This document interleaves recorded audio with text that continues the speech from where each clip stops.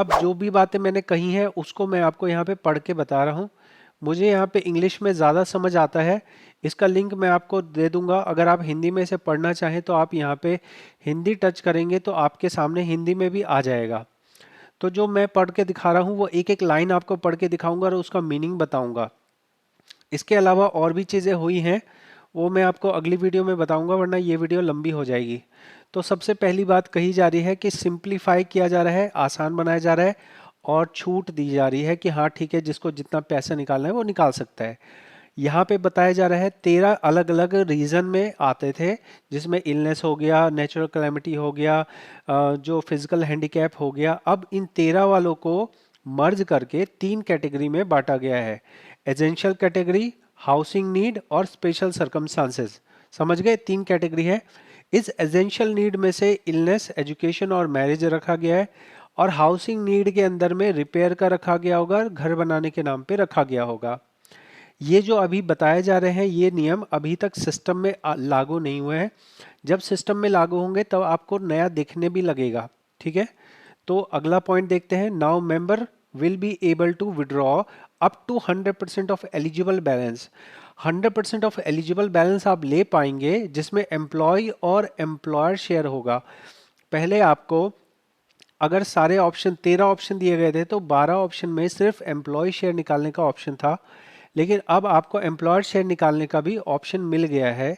चाहे मान लो कि अभी तो ये लागू होना बाकी है, देखेंगे।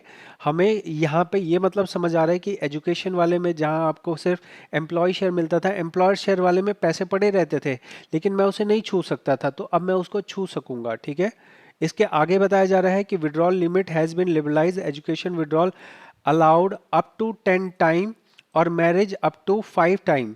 मतलब जहां पहले आपको एजुकेशन के लिए 3 टाइम और मैरिज के लिए भी 3 टाइम, ये दोनों मिला के 3 टाइम का ऑप्शन मिलता था, अब आपको एजुकेशन के नाम पे 10 बार आप विड्रॉ कर सकते हैं, मैरिज के नाम पे आप 5 बार विड्रॉ कर सकते हैं।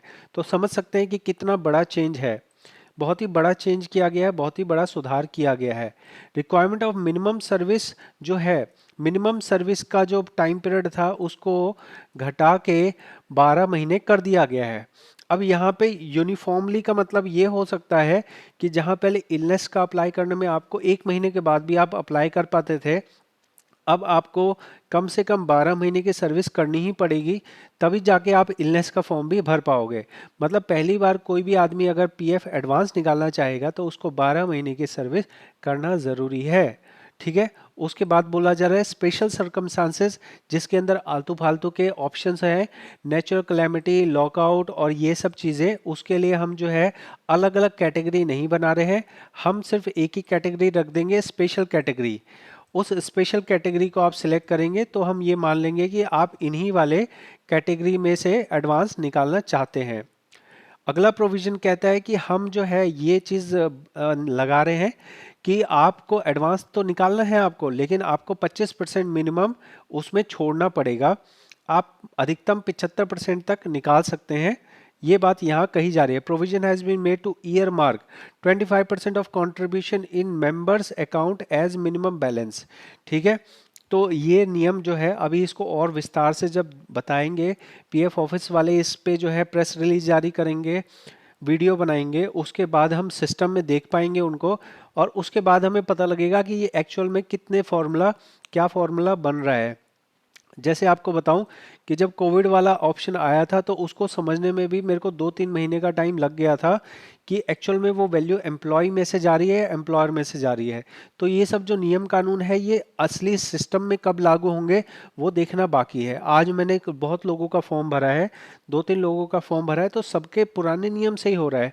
और ये जो मीटिंग लागू की गई है, ये आज मीटिंग हुई है 13 अक्टूबर को, तो 13 अक्टूबर के बाद क्या ये 14 अक्टूबर से ही सिस्टम के अंदर इम्प्लीमेंट कर दिया जाएगा या फिर इसके लिए कोई डेट है फिक्स, ये अभी इस जगह बताया नहीं गया है। इसके बाद बोला जा रहा है कि स्पेशल प्रोविजन जो है वो फ्लेक्सिबिलिटी देती है, डॉक्यूमेंटेशन देती है, 100% ऑटो सेटलमेंट के बारे में बात की जा रही है। जबकि अभी 100% नहीं होता है, अभी जो है 5 लाख तक के क्लेम को ऑटो सेटलमेंट कहा गया है।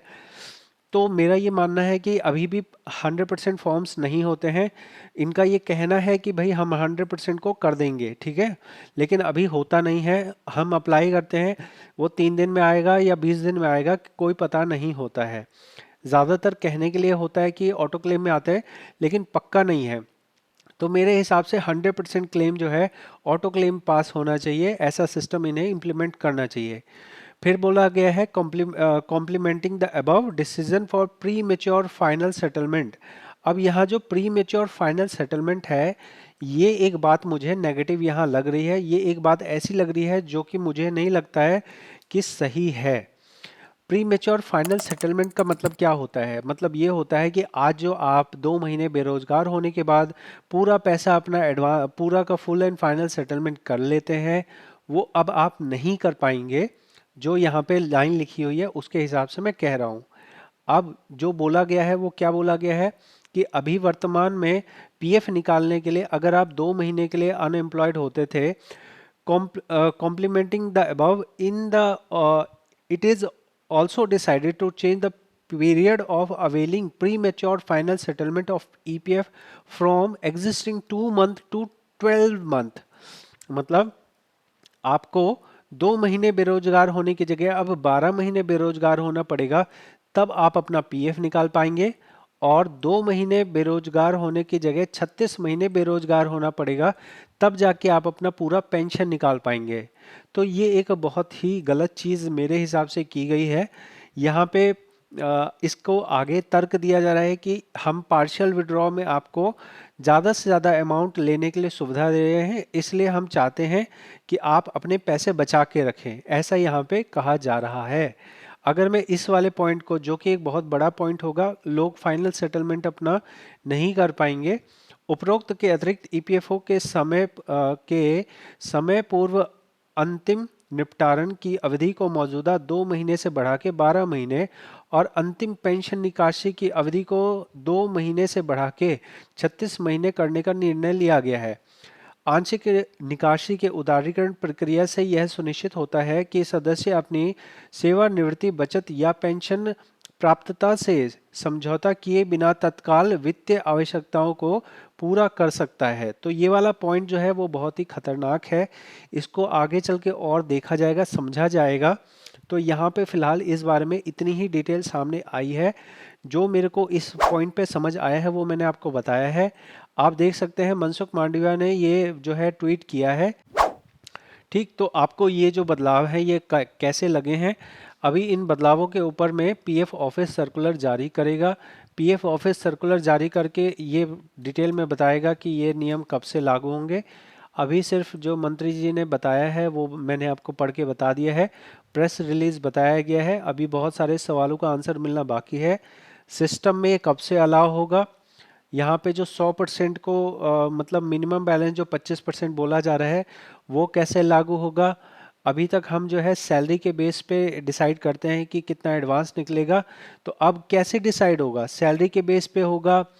क्या पुराने नियम वही रहेंगे कि बीमारी के नाम पे 6 गुना सैलरी, घर बनाने के नाम पे 36 गुना सैलरी का, तो वो भी नियम बदल रहे हैं? या फिर ये सिर्फ अमाउंट को बार बार अमाउंट को बदला गया है या कितने बार लिया जा सकता है वो बदला गया है? तो सारी डिटेल मैं आपको बताऊंगा। मैं तो रोज ही फॉर्म भर रहा हूँ ना, तो जैसे ही जो नया सिस्टम में बदलाव आएगा, सिस्टम में दिखाई देगा, तो मैं आप लोगों को बताऊंगा। ठीक है, कंप्लीट जानकारी मैंने आपको दी है।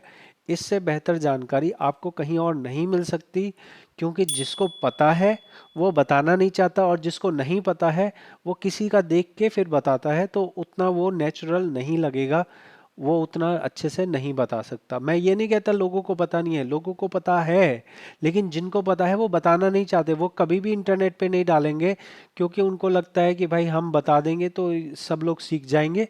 और मेरा कॉन्सेप्ट उल्टा है, मेरे को जो आता है मैं सब कुछ इंटरनेट पे खुल्लम खुल्ला बता देता हूँ, क्योंकि मेरा काम यहाँ आपको एजुकेट करना है, आपको सिखाना है। बहुत बहुत धन्यवाद।